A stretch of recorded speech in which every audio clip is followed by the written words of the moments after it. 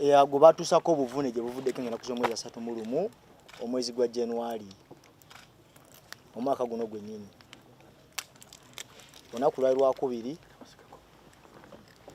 naye nga stone ne yantusibwako yali mpange. Sigamba nti yali yaddala nti oba gavumenti yantusako bino. So nze mu mawulire okwagala otereza ekintu kino because nga NUP yalina byensuubiza okumpa byetasobola tuukiriza. Kuba mbadde gye mbadde nga ndi mu kusafaringa nga mpita mbere y'okunyigirizibwa. Gavumenti eraba nga esobodde okunja gye yanjije nembeererawo nentwala mu ddwaliro buli kimu yabadde ekikola. So saawe mbadde nzo okwagala okutangaza ensi n'eggwanga limanye nti no sometimes olwo ebintu ebibeerawo mu nsi amunawoza nti byaddala nga tebintu byakupanga. Muganda wange ono gwe mulaba waneena gwe ntudde naye waneena yabadde agenda okuddako okutokyalimibwa mwezi gw'okuna omwaka guno gwennyini. Nze gwe mulaba waneeno twapanga ekintu kino eyantuukira bamuyita King Zali abeera ku gadi ya Kibanda akolanga bodyguard wa Bobi Wine. Nandukiramu ekintu kyonna nga bwe kintu sigenda kukola buti nego tofaayo togenda wulira pain yonna. So bajja ne bakukwata nga obakukwata balina ebiswe bakukuba noba nga tosobola wulira pain yonna. Ne bakola ebakukoze ne bakutokyalinga ne bakuswaje bakusudde bamala okusuula ne bakujja ne befula nti government ekusudde ne bakutwala mu ddwaliro lyonna natako kuwa treatment biki byonna mwalaba mu media bino badde bitambula. So nzo kuba nti ndi waneeno mbadde mpulirwa kuba bansuubiza okumpa $5,000,000 ne bayita bampa ya n'emitwale akakadde saakafuna mu NUP ebyaddala bino byenjogera. So manja kujja propaganda yabadde atambula nga baleeta abantu simanyo alina tocha alina byatusiddwako. That's why yomulaba nga ndi wano ndikogera njagala mbagambe story nga bwe badde yonna ebadde etambula nti bino byantusibwako si government si yabintusaako byakolebwa kibiina kya NUP.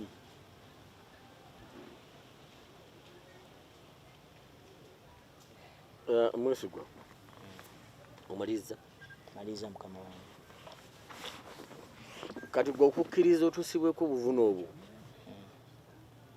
lwa bisuubizo bibaweebwa. Of course bansuubiza okumpa $5,000,000 ne bansuubiza okuntwala ebweru mpumule ne bangamba gwe tofayo kyonna kyogenda tuusiwako kyonna gwe kola kino naye mbadde nga ne wensula wallahi mazima ddala nga okaba n'amaziga naye nga tolamba oli mu matigga nga nina ebisago byantu saazi nina kyalina ku treatment musobola abasikani zino waneeno fakula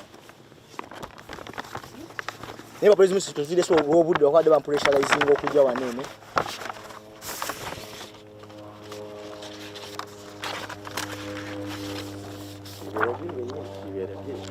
Musobola obiraba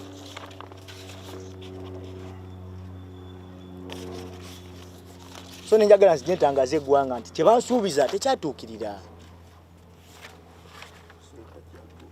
Singa kyatuukirira osanga munaye nalibadde nga ngamba naye kankole ki kansirike naye munnange nga gavumenti yaffe munnange bweyagala abantu baayo yannoonya mu magezi mu ngeri ya lobadi basayo nenoonya paka weyangwako ne ngamba Mwesigwa kati kujjanjabe buli kimu kyonna n'oveeyo otangaza eggwanga nga mushonyi sigamba nti tebanguze baganda bange bino byenjogera ntegeera bulungi nnyo sinywa mwenge sinywa sigala so ndi musese ntegeera bulungi baganda bange.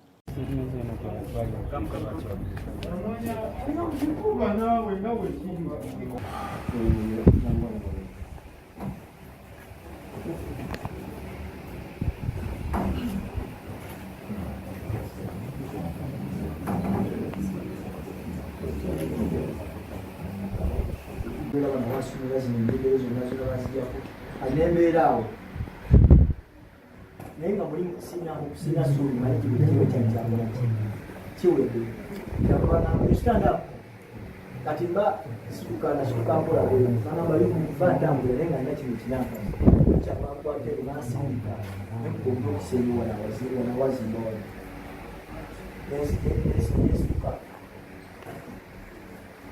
kwa pamoja na masoko na waziri ndio anaweza kuingia kuna duka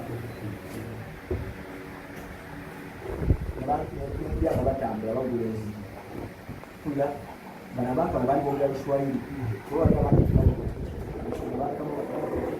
lebo byo kwa nchi kama kali kama ndo bakatibaka mu abantu bali ngaba ba yakula wakati mbuli mboni mu feeling nishaje no mbuli feeling ngakati maso kuja abantu bali ngaba bali mu kwa wewe mulukane nekuli mu bakati sio kwa mkaboti ewa bila kwa hata tunataka kuendelea sasa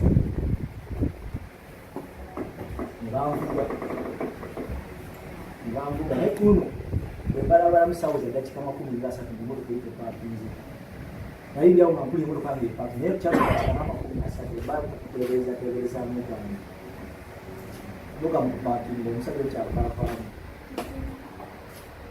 ngambwata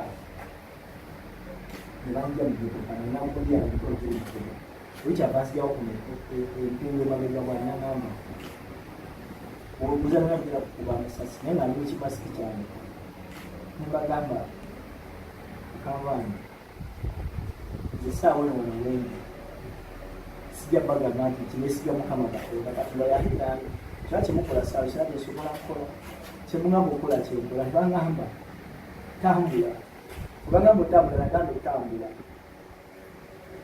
nasigala nyingi ngo bisaje muda amafu yeri babeka Nazamuri ngamba inata mubagera kubama sasa bakubira mu like wa mu distance ngamba ise wankuba kamba gwemu wanene umwana burya utuma buzo lubirana ngude awuzana bangamba tanda enga ukubona ibi ngayimoro kebazo simbura yari mu ya x nya no kezimu zistrokinga ngira sija saize mbuzi wa babisho za sala ngatani kwa kwa gwero wa sala ngatani asa Advantage kumbuka tambula n'entambula temu kyabanga ngamba kwate mubuuzi kati basi nato tambula ngamba stop nasika kalaka program kati nziwa mulode wa mutumba sola ngamba kati ninje kala mbenga ala sola wa msenga wanga abantu wale bali sema najua laba mutoka tambula mbula kuna ngamba you move Tamla ngo ali very weak nyoka nyasa mfano ali swala tambula kwa mwana mwana ili sio munda mwana nembera bisawe ndikuri obuni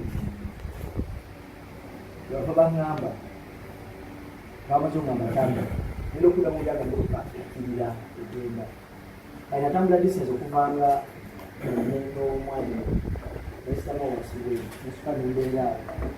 Voy a decir una cosa muy mira la boda, cuya voz da boda ya. Never in mira muku. Ningamba boda nyambo kwa kuwa bali bamba. Ningamba ndio kwa nani ndio kwa sababu kwa kila kitu sasa kwa. Ndio kama neno mtu kwa lichela. Ndio kisha chama ni yatengi la mbasi. Ndio Kiche bada walimu bisawa byanya omukyala wa mwana bitiro azokuti mudagala mutawuni shopigero ndete atengo omukyala wa omwami wa NUP nyo ojawa ono bonalebo nyoko deni yakati banatuuka abasajja ne banga omukyala wamaye ku TV yazinaze n'olibanda bambanda ba Naba ina mbali bamu wabalizibu cyo musajja nakora mudwali munda nakora kuti metasoko naga waboda kwese n'uko waboda namuga ko wamusawe ya namba bizima ndio nani waboda mambo yese yani yaba nabuza kwese waboda namuga tuka ndio invest nani kuze namba ndio kwa kumoya namba atunala nabado kudwali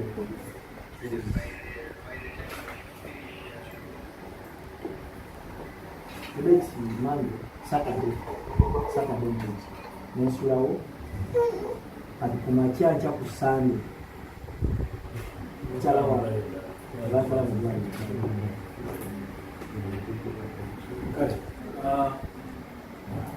nomukulu ndowooza omuzungu agenda lwogerere alimanyi naye ndowooza olwobudde abagala mufuna bayite muzungu mwagala kikole kati if you can.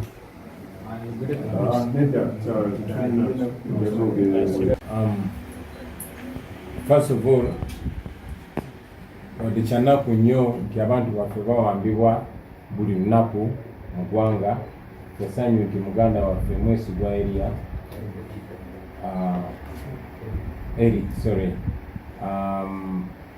kyanaku abantu baffe bawambibwa buli lunaku naye kyasanyu nti muganda waffe Mwesigwa alabise. Tuze twogera ku bantu abawambibwa buli lunaku abawambibwa gye buvuddeko Mwai Museveni ng'ali ku Terere sita function Mbarara naye yeefuula era nga bwe linkola nti ayogera kimu ate nayakola kirala. You want me to pause? So Mwai Museveni gye buvuddeko nga bajaguza olunaku lwabwe olw'amagye yeefudde afa ku bannayuganda era n'agamba nti amagye tegalina kuba brutal, tegalina kuba corrupt, kubanga ebyafaayo bize biraga nti amagye bwe gafuuka ag'abatemu agawamba abantu oba amaliga enguzi abantu bagakyawa. Kyanaku nti ayogera ekintu kimu ate n'akola kirala.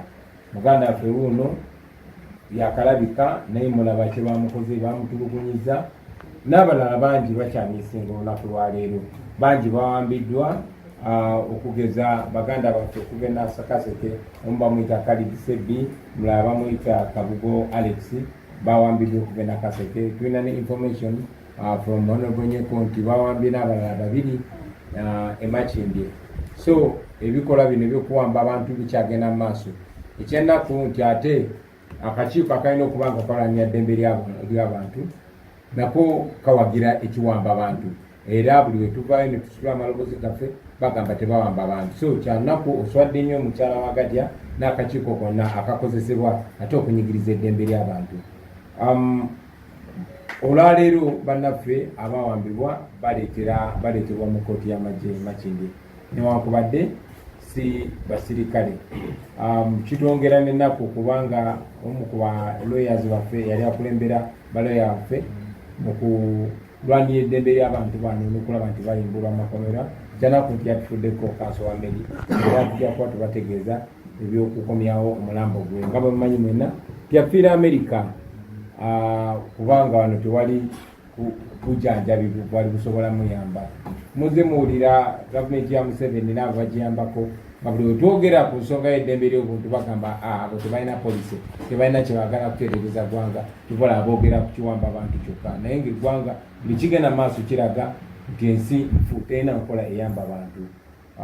Kanso wa Meri yafiiridde Amerika ku lw'ebyenzijanjaba by'abantu bifo n'ebirala bwe bituuso. Kyanaku naye tukulisayo muganda waffe Mwesigwa era twongera okubanja okuteebwa abo bonna abawambibwa awatali musango abali mu kutulugunyizibwa n'abo abattibwa twagala batuwe emirambo gyabwe tugiziike mu kitiibwa. Thank you very much.